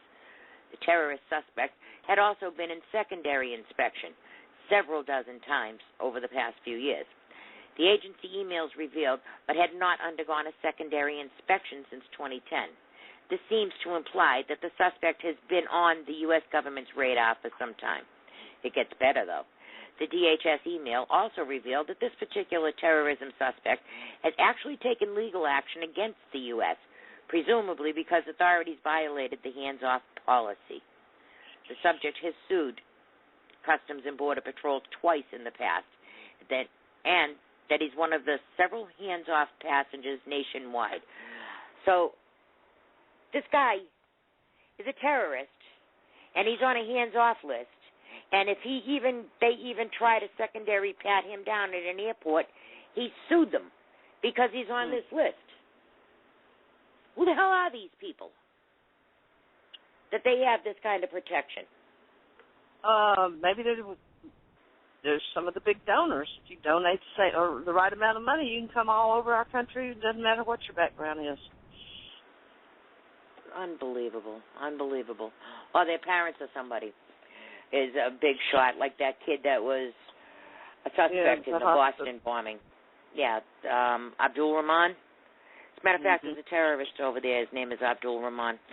And I'm wondering if it's a relative of this kid. But remember Michelle went to visit him? And then he showed up at the Easter egg roll, and it said it was for families and staff. So who is this kid? Is he family or staff? Why would Michelle visit this kid, and then why did he end up at the White House a month later? Yeah, we'll never know. We'll never know. All right, we got a couple more stories that we got to get to, and we only got about 6 minutes. The Ukraine region, they had a vote yesterday, and they decided that they wanted to be free of the Ukraine. So now the Ukraine's, it's Donetsk region, they're asking to join Russia now. So they had this big party, and Denis Putin, self-declared leader of the Donetsk People's Republic, told a crowd that no further referendum was needed to ask Russia to annex it. So pro-Russian separatists held a referendum Sunday asking residents of the Donetsk region whether it should declare independence from the Ukraine. Nearly 90% of voters in the area favored secession. So they don't want to be with the Europeans. They want to be independent, and now they decided to go with Russia. We all know that Soros' Orange Revolution and Obama and all these revolutionaries, you know, with the Tides Foundation, all them, they are the ones who overthrew the Ukrainian president to start with. I mean, all the news medias will tell you, oh, yeah, Putin's overthrowing the Ukraine. No, he isn't. The Ukraine was already overthrown when Putin stepped in. You know, look at the timeline and look at the players. As a matter of fact, Soros held a Orange Revolution that failed a decade ago, but now it's all the same players. So, yeah, and now they got Blackwater over there.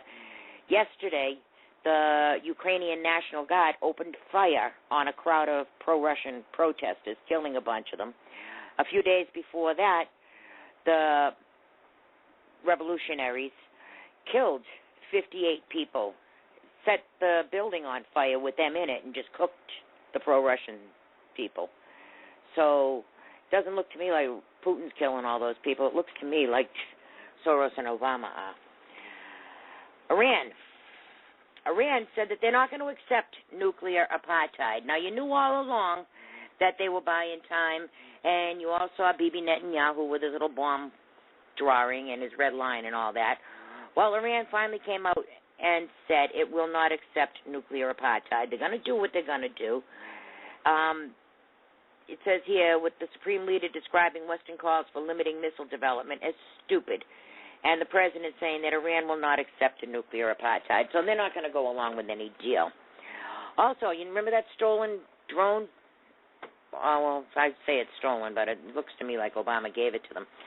Well, the Iranians claim that they have deconstructed it and modified it. Now, that drone was only carrying cameras. They have modified it so now that it can carry weapons. This is from Washington Free Beacon. The Iranian military says it's fully reverse-engineered a downed U.S. drone and armed it with missiles to attack the U.S. warships in any possible battle. The Iranian Revolutionary Guard Corps, IRGC, made the announcement on Sunday as Supreme Leader Ayatollah Khomeini toured an IRGC military compound to view the new drones, according to the reports in Iran's state-run media. So now they have our drones, they have our technology, and they took it a little further. Geithner said the White House told him to lie. The IRS spent almost $100 million on office furniture. That must be some hell of a trip to IKEA. $100 million on office furniture. A lot of it went to Haverhill, Massachusetts, as a matter of fact.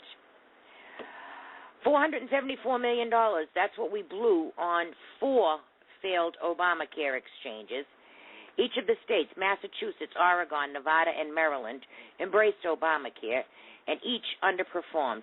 All have come under scathing criticism and now face months of uncertainty as they rush to rebuild their systems or transition to the federal exchanges.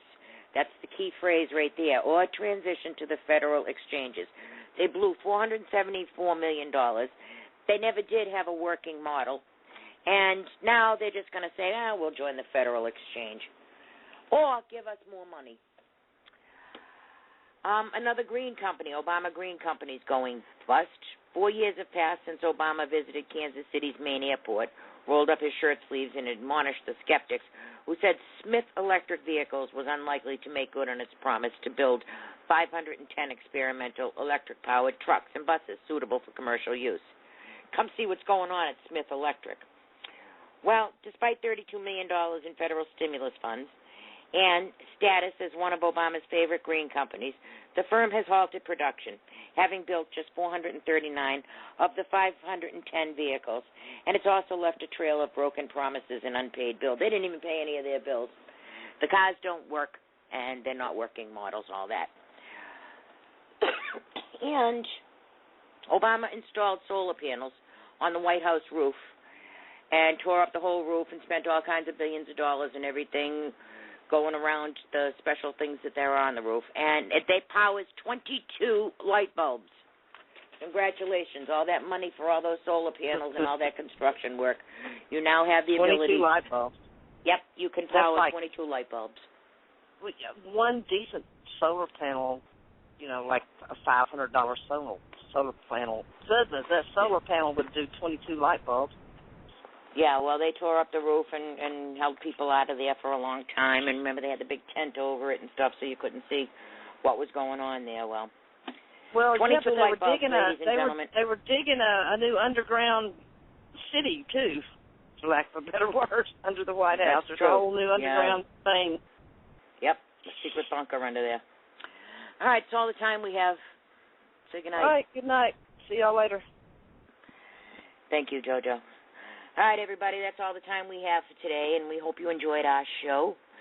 To all of our listeners and everybody who called in, all the cool people in the chat room, thank you so much. Lynn's mother, Marion, thank you very much. Your daughter is wonderful.